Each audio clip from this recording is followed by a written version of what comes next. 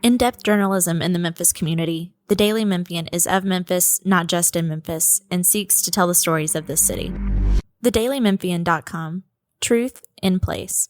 Production funding for Behind the Headlines is made possible in part by the WKNO Production Fund, the WKNO Endowment Fund, and by viewers like you. Thank you. The Memphis City Council on priorities for the year ahead. Tonight on Behind the Headlines.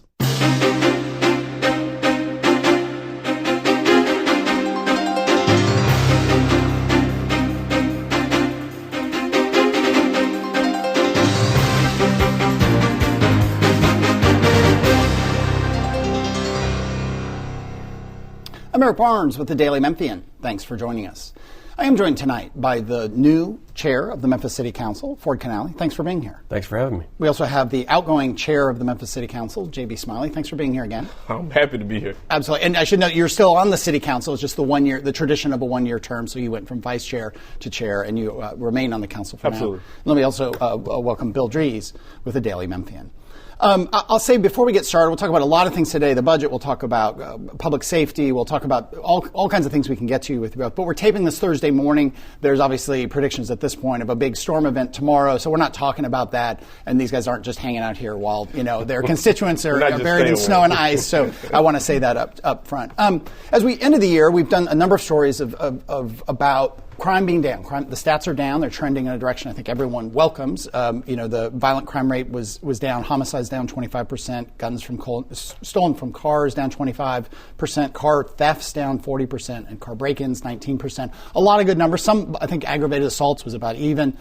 But all those are from historic highs, right? Mm-hmm. So I guess I'll start with the new chair here. What do you want to see in the next year in terms of the city's part of the criminal justice system, the public safety system, which is primarily the police? And I should always remind people, you all don't have control over the judges, the judicial commissioners, bail, the DA, the judges. All those other parts are not under the city's purview. But the police department obviously is a big part of this. So what do you want to see in this upcoming year? Yeah, so I think all of us would like to see Part 1 crimes come down further. I think they're trending in the right direction. But we're not there yet. It's still a work in progress. Obviously, we want our homicides to come down. They were in 2024, they were the lowest level since 2020, I believe. So our job is to give the police their resources they need to do their job effectively. And I think with the promotion of four new deputy chiefs, having some new eyes and some new leadership is helpful. But always constantly trying to recruit and retain good officers to do the work of the Memphis Police Department, which is a very tough job. It's hard to recruit police officers anywhere right now, but especially in a high-crime city. So we need to do everything we can to support them. I think for long-term, we still have police stations that we need to be either rebuilt or renovated. We need to get their fleet to where it needs to be. That's the cars, the squad cars. Correct. But also, I've learned over the last few months that aviation also needs some love, and so that's a big expense for a new helicopter. But we need to give them everything they need to effectively do their job. And Chief Davis has been interim for this past year. I imagine the mayor's going to come forward and want to make her permanent. Where do you stand on her being the permanent police chief? I support her being the permanent police chief. Let me bring in JB. Things you want to see, and again, where do you stand on Chief Davis's future? Okay, so I think where we need to go is essentially where Chairman Canale left off. We need to pay particular attention on the number of officers we have in our communities. We have to do a better job of recruiting officers, and we have to find ways to make sure when they work here, they stay here. And I think for me, it's about allocating resources to recruitment, because we need to increase the number of officers we have in our community so that we can get to the point where people can feel safe in their homes and their community. We do that by implementing more robust community policing efforts. And then as it relates to the police chief or the interim police chief, what I support is what the people want. And I want to make sure that the mayor's administration, the police officers who are in command, and also the police association are walking lockstep. I think if we can do that, we get to a point where everyone is happy when they're working and doing the best job for the people of Memphis. Let me bring in Bill. To that point, do you think that all of those players in the police department and law enforcement walking in lockstep, do you think that there has been a change in that in the year or so that we've had an interim police director? Well, I think what you saw, what you're seeing currently, why the police seem to be more attentive to what's happening in the community. You see them getting in a rhythm of working together, having more dialogues, better conversations, in the hopes of that they can continue to work together collectively and collaboratively to put the people of Memphis first. And I think that's always has to be the goal. It can't be about personalities. It can't be about who has authority. It has to be about how do we put our constituents in the best position. Our job is really simple. You can just, synthesize it into one line. We have to provide for the general welfare of the people who call Memphis home, and I think that's where we're headed. Mr. Chairman, you were very vocal about the need for tighter state laws on reckless driving, things like that, at the state level, and for the DA's office to prosecute those cases. And state laws have changed. Cars can now be seized as a result of that. So are the laws being used? They are, but we also have to work within the constraints of our MPD policy. So, we have a no chase policy. But that's where the state has come in and been a big help to us by sending more THP officers here. Because they will. Highway Patrol. Yes, because they will pursue. And the more officers that they allocate to Memphis and Shelby County, the better, because they work in great collaboration with MPD. And if they take care of our interstate system, that can push more of our officers into the city to focus on what they need to. So yes, the short answer is yes, they are being addressed, but we do have to have the follow through from the DA and the judges and judicial commissioners. Do you think that MPD's chase policy should change? Personally, I do, but that's coming from Fort Canale. That's not coming from, and I'm not the police chief.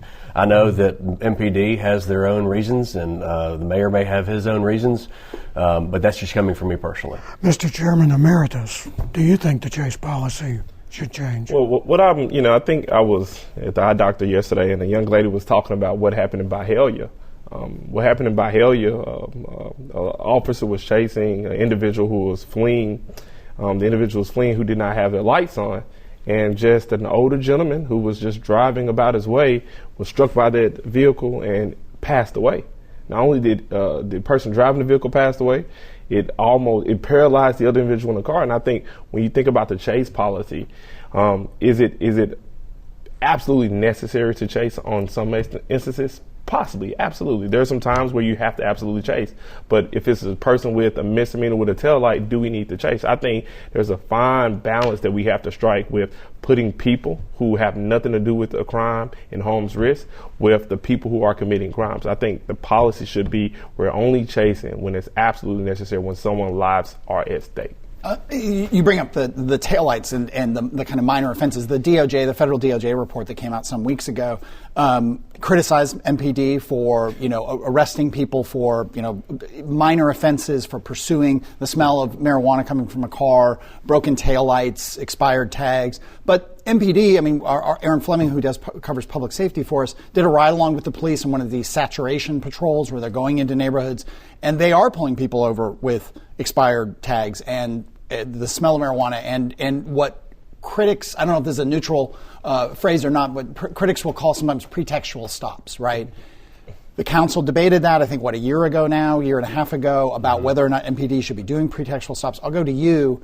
Do you want to see more of those sort of arrests and pursuit of minor offenses? It doesn't take much to drive around the city and see many, many tags that are expired, that are maybe even suspect, all kinds of things like that. Should MPD be pursuing those offenses? Absolutely. If it's a law, the law is the law. And if you're not going to enforce it, then why have it, So I'm not sure that needs to be their primary focus because we have a lot of other issues we have to deal with. But we know that we have an issue with fake tags, expired tags, and a lot of those are stolen vehicles. And that helps recover some of those vehicles by pulling those cars over. When it comes to the chase, going back to the chase, I agree with Chair Smiley that, you certainly don't want to put anybody's life on the line or in harm's way. And you have to make a critical decision.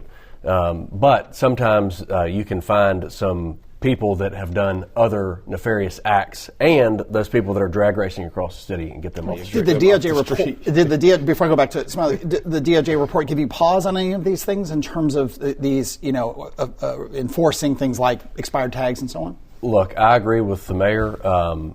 We are going to learn from it, and we're going to do the best we can to make MPD the best and follow our policies and procedures. But what I will say is if you send the DOJ into any city, any major police department, I promise you, you're going to find some.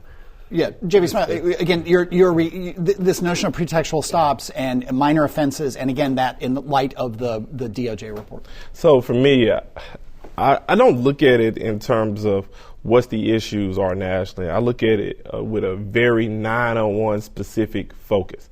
And our issues are not the issues of Detroit, are not the issues of Chicago or Los Angeles.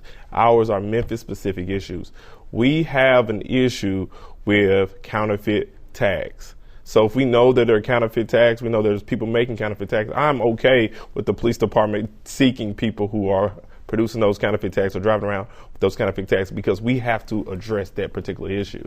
But if it's a taillight out, I know what it's like not having much money. I went to law school with no money in my pockets and times my taillights were out. I don't want to be pulled out. I was just trying to go to school. So I understand that there's very nuanced issues. So I can't say this is the time you should enforce the law, this is the time you shouldn't enforce the law. What I would like to see is officers use their discretion. They know when they talk to you, they can ultimately determine if someone is about carrying out the business. One more public safety thing from me, and I'll go back to Bill, who may have more than that. But the cameras and the plan that the mayor and I think you all approved, this huge amount of cameras are going to go out there. You support? Are you worried about privacy? Are you worried about any of that stuff? Okay. No. But I mean, yeah. Go ahead. I think the cameras are a great tool. It's proven that police departments across the country have used them, and especially when you're an understaffed police department. Cameras, drones, anything that can help when you don't have human capital on the ground, I support it. Yeah. Same Ditto. Ditto. Okay. Let me go to Bill. Do you think that the city, in assessing the DOJ report, do you think that the city needs oversight from a federal court to, in effect, hold its feet to the fire on whatever reforms there might be? I just think it's hard for an agency to police itself or to make sure that it's implementing policy. I do believe that we have areas of improvement. So does every independent agency across the country, whether you're talking about local government, whether you're talking about federal government. We can all be better. What I do understand is, there's some concern. I understand it could cost us more money. I understand all these things, but for me, I try to balance it with how do we put people in the best position? How can we make sure that we are making a step toward progress? And I don't necessarily know if it needs to be a federal agency or a federal court, but I do believe in independency of someone making sure we're implementing what we need to implement. Can the city police itself? Yes. No one knows 901 like we do, and you would never convince me otherwise. Now, we're not dismissing or taking it lightly, and we know that we have some changes and some cleanup to be made, and we will do that. But we don't need someone looking over our shoulder who doesn't know Memphis and its own unique challenges telling us what to do. Now, we admit that some mistakes were made with some officers, and we will correct that. But we don't need Big Brother coming down here telling us what to do when they don't know the landscape of Memphis. So to piggyback off what he's saying, what I did not say is I believe federal courts should come in and tell us what to do. But what I still believe there needs to be some type of independent, whether it's a collection of people who live in the city of Memphis who have an expertise in law enforcement, or whether it's, retired officers who used to work for the Shelby County Sheriff. But I just believe that it has to be a result, or has to be some type of agency that has ties to our community. Everything I talk about is 901. You can't tell me how to govern 901 if you don't spend any time here. I just have a hard time with that. On the subject of federal court approval, one of the referendums that voters approved in November dealt with restoring runoff elections for city elections. Will that have to go before a federal judge? Well, I've had this conversation with people who opine about, what the council should be doing as it relates to the runoff provision. What I do expect in the near future is the council filing something to just see what the judge says. I think it was a federal decree that put us in this position. I think it has to be a federal decision to kind of to restore the will of the people of Memphis. And the referendum that got the most attention, the gun control referendum, the council has now approved an ordinance that includes all of those provisions on the first of 3 votes. So is it going to be all of those provisions, some of them, or some variant? We'll see how it plays out on third reading. But again, that's a trigger law that would only come into effect if the state were to change its position. I don't see that happening in the near future, so we'll see what happens. But it's not that the voters approved all of them so automatically. Well, the voters can't overrule what the state's done. Right. State law will always supersede anything that we do locally with ordinances. Right. But given that, it's not a matter of putting everything that passed into it. Correct. And those parts and pieces included, I'm going to forget, around permitting, around assault weapons, around what they call red flag laws, those kinds of things. Again, passed through a referendum that you had really pushed as chair, passed overwhelmingly in the city of Memphis. But again, it's up to state law. But you talked before about Big Brother. I mean, the state was not happy about that even going on the ballot. Talked about Cameron Sexton, the very powerful Speaker of the House, State House, said, we could withhold money, we could not work with you. Are you all, and they were just in town this week, Cameron Sexton, the governor, the leader of the state Senate. Have you heard that there's going to be retribution from Memphis for doing this? I'll start with you. No, I don't think they were happy with the way it went down, but ultimately, I think that, they understand that if you look, this is go back to Chair Smiley saying that no one knows Memphis like we do. Talking to local law enforcement, talking to citizens about the permitless carry, no one that I've talked to thought that there was a problem with having to have a permit to carry. So why fix something that wasn't broken? But also for law enforcement side, for their fear, and they have to assume that everyone is carrying. And their risk of walking up to a vehicle or going into a store, whatever, that every single person, that brings a lot of fear into their lives and them doing their job. Let me segue. We have about 9 minutes left in the show here. And one of the biggest issues that civically in the city, the county right now that people are talking about is one over which you all don't have a whole lot of authority, which is Memphis Shelby County Schools. And the fight is tame term for it, between the school board and the superintendent. But the city does have some role. I mean, you all voted down the permit for a new high school that the system is going to build in Cordova. You all have talked about, the mayor certainly has talked about funding certain programs, select programs, and there are other outside entities that fund programs in the system. I'll just ask you as an observer and someone, the vast majority of students in the Memphis Shelby County school system are Memphians. Your take on what's going on with the fight between the superintendent and the school board. I'll start with you. Yeah, I think it's a total mess. I think that we've got to put the students first and put petty politics aside and do what's best for our students so that we get them educated up, because there are a tremendous amount of job opportunities and businesses that want to come to Memphis, but they want to know, can you fill the pipeline of workers? So I think they need to come together. I would go back and just say that this is one of the reasons why I supported a consolidated government, so that there's not basically three separate branches of a government with Shelby County, Memphis, and then you add in the school board as a third, so that everybody can get on the same page. Until we can start working together and lock arms on certain issues, I don't think we ever move forward completely.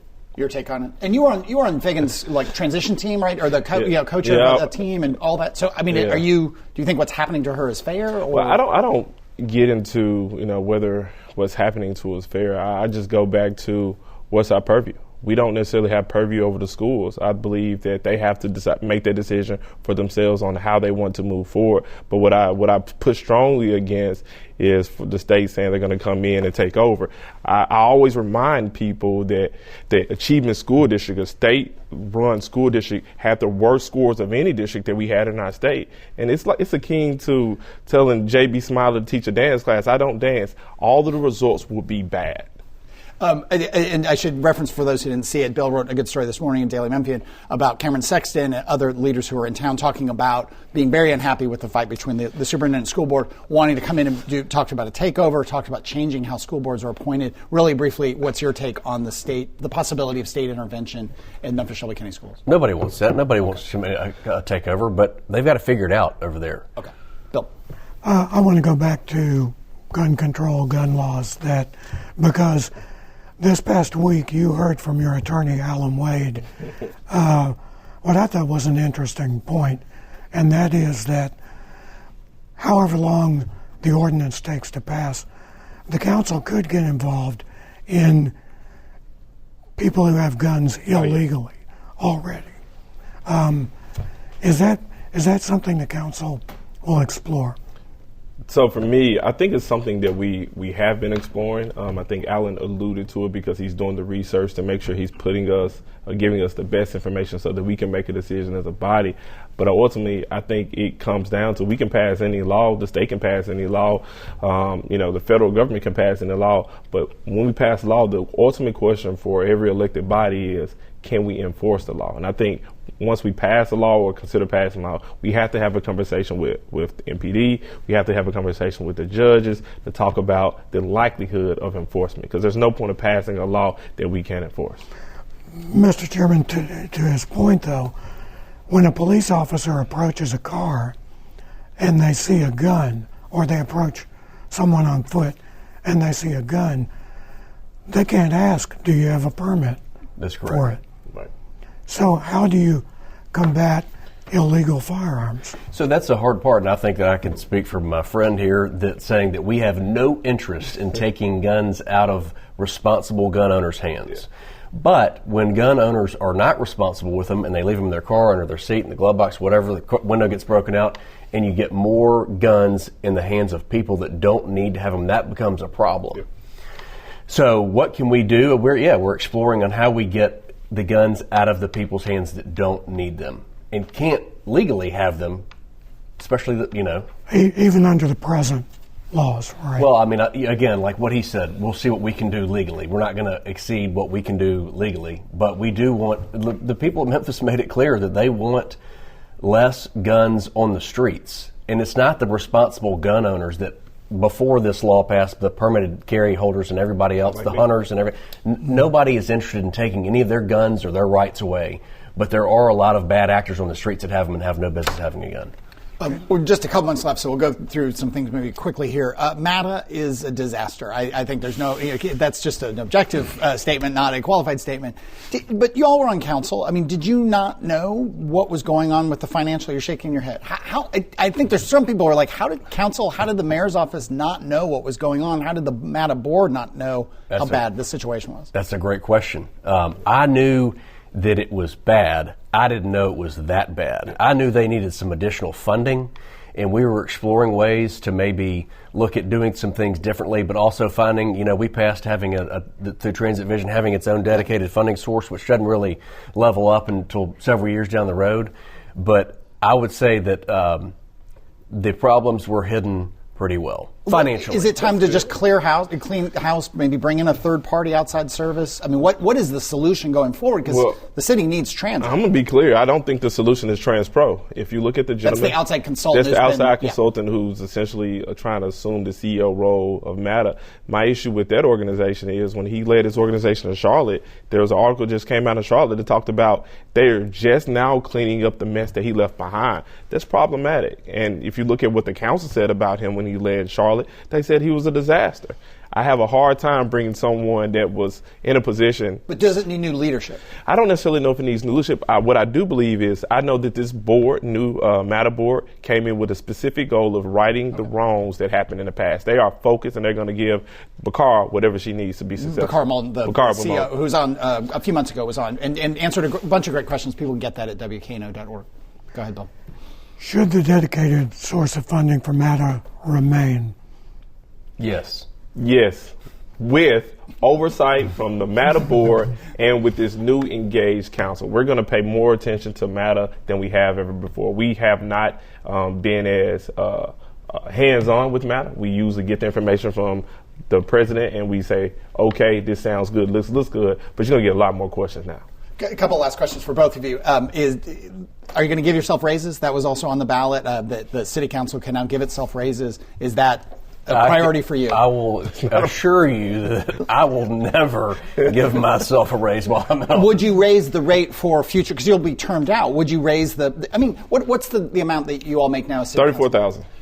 Does it need to be more, not for yourselves, but for future council members? Well, I would say this. What I do understand is, prior to taking office, I didn't understand the amount of work that is required if you want to be a very good and a councilman. You have to go into the communities a lot. You're always on the phone. You're always answering calls. There's never a time in which you're not a council person. What I do believe is that council members should do a study to see what pay the council should be paid going forward. Not necessarily binding this council, but, just like the mayor came in, he received the pay increase. I think that's fair. Just like when we looked at some of the mayor's directors and chiefs, how we compete with the private market, but also our sisters municipalities and counties. So I think it's worth looking at, but as far as trying to benefit ourselves, no. Sure. Okay. There is potentially a big storm event on Friday. We're recording this Thursday morning, so we'll skip over all that because we don't know exactly how that's going to play out. But a thing heavy on everyone's mind, and has been for years now, is crime in Memphis. A lot of the violent crime numbers came down last year, 25% down in homicides, car thefts down 40%, aggravated assault about even. What is the city council's role in continuing to bring down those numbers and address the fears and concerns that people have about crime in Memphis? Yeah, it's a good question because there is a lot of confusion out there about where our lines of authority lie. So we are only focused and only have authority to fund MPD and give them what they need to do their job, including recruiting and retaining officers. Some people ask me all the time, why can't you do anything about the judges or the judicial commissioners or the DA? We have zero authority there. But where we do have authority, we will give them everything that they need to do the job effectively. The numbers are going in the right direction. Obviously, we want them to come much lower, but I think we're on the right track. Do you support making Chief Davis, who's now interim, the permanent director? You do. JB Smiley, your take on what the City Council's role to continue those numbers in the right direction? My focus has to be, and I think the council focus has to be on supporting our law enforcement officers in terms of retention and recruitment.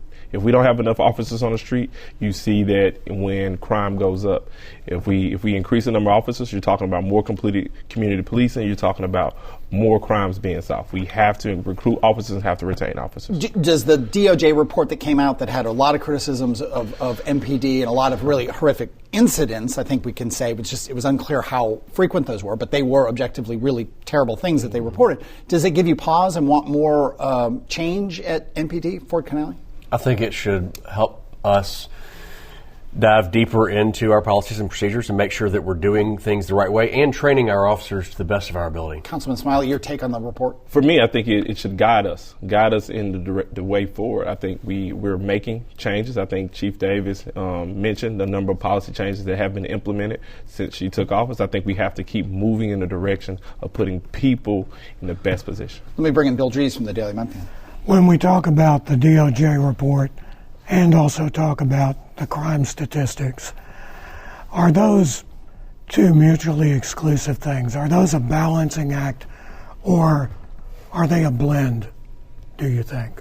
I think you weigh them both. I think you look at direction we're heading as it relates to crime, which is down. I think you look at, some of the things that negatively happened as it relates to the Memphis Police Department. You want to keep making changes so that those things don't happen again, but you always want to live in the now, which is how do we address crime?